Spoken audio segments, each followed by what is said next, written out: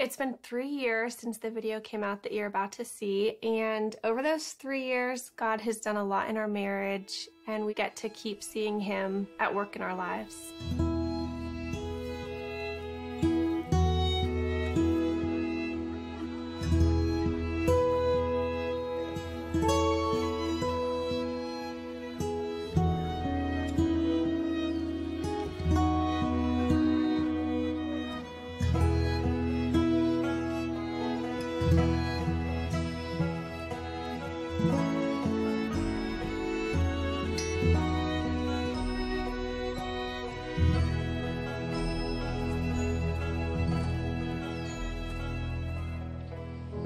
Ian and Larissa asked me to read a couple of quotes from a man named John Piper, who's a well-known Bible teacher, and he talks about marriage and how this mystery refers to Christ and the church. And he says this: marriage is not mainly about prospering economically.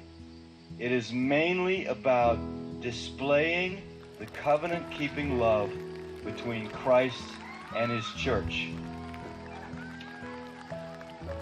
He says, knowing Christ is more important than making a living. Treasuring Christ is more important than bearing children. Either way, it is short. It may have many bright days, or it may be covered with clouds. But if we set our face to make of marriage mainly what God designed it to be, no sorrows and no calamities can stand in our way. Every one of them will be not an obstacle to success, but a way to succeed.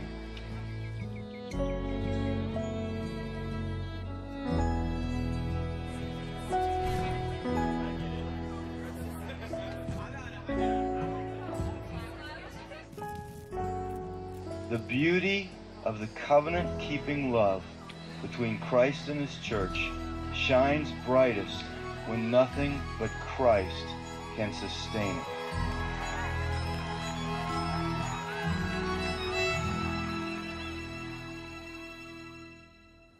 Ian and I first met in 2005 at college and had a blast for 10 months getting to know each other. And I was looking through and I found one of my favorite pictures, which I think was actually taken right before his accident. He set up a camera on his tripod, and it's just a classic Ian face that to me sums up who he is. We'd been dating for 10 months and he was working an extra job for his dad, and he was on his way to work near Pittsburgh. And we got a phone call that he had been in an accident, and we didn't know if it was when he got to work or on his way. And so we got down to Pittsburgh, and I was just praying the whole time in the car that it wouldn't be his brain. After being at the hospital for a few hours, we found out that it was, and he had been in brain surgery for a few hours and had suffered a traumatic brain injury. God totally spared his life. One night he was failing 4 out of 5 brain activity tests, and the next morning he was doing well and his brain was starting to respond again.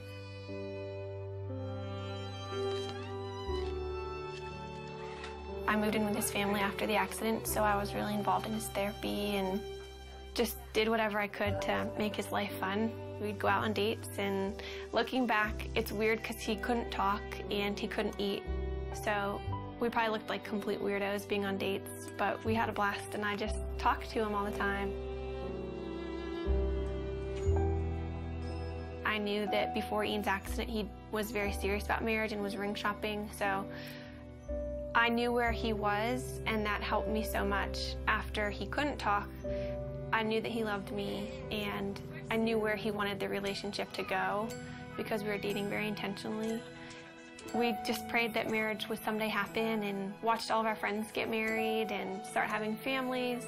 That was challenging, but we just tried to hold out hope that that would be us someday.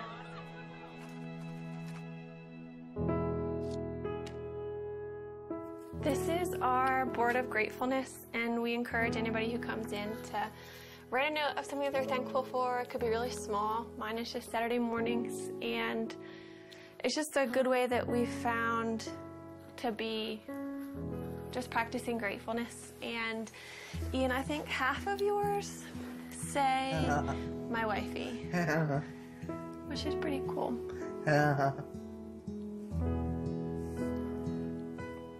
We decided that we couldn't really consider marriage as an option until Ian was able to communicate. But if he could communicate with me, then we could have a marriage, knowing it would be really different. But as long as Ian could talk to me, then we could make it work. So once Ian began communicating, it became a little bit more of an option. And then we just kind of watched Ian progress. Hi, husband. Hi, wifey. How are you?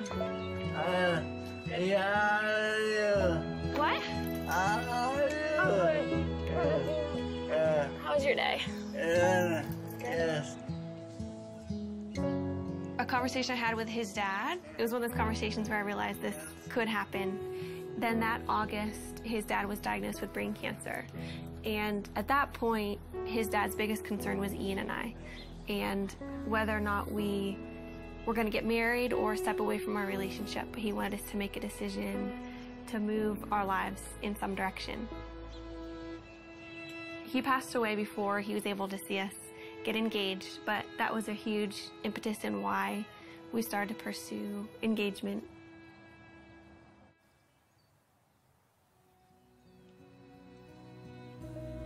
I think what helped us in deciding to make this commitment to each other, at least for me, is knowing that Ian wouldn't have left me if the roles were reversed, and that we love each other and we know that God's going to be faithful to our marriage.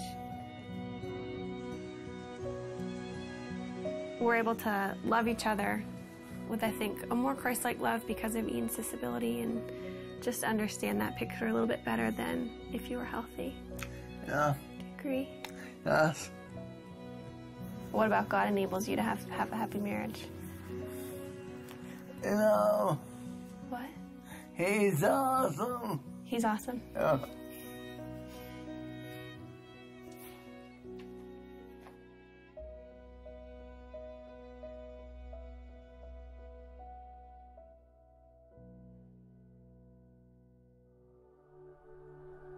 It's been 3 years since the video came out, and over those 3 years, God has done a lot in our marriage and continues to heal Ian, and we just get to keep seeing him at work in our lives. It's been me one. I feel really good to be one of myself. He's gone from using a walker and 2 people helping him to now being able to just hold on to the parallel bars by himself at therapy. It's really amazing, and God has brought him so far. It means the world to me. Oh my God, I would be not seeing him very much. What's a way you've seen God help us in our marriage? I'm trying to do. And you really thought you'd need help with that? No. I know my conversation again, and I saw him more clearly when I'm going with you. We've been given the opportunity to write a book, which has been a very interesting adventure for us, sharing our story from meeting to getting engaged to getting married, and we're really excited to have the opportunity to just share all that God has done in our lives.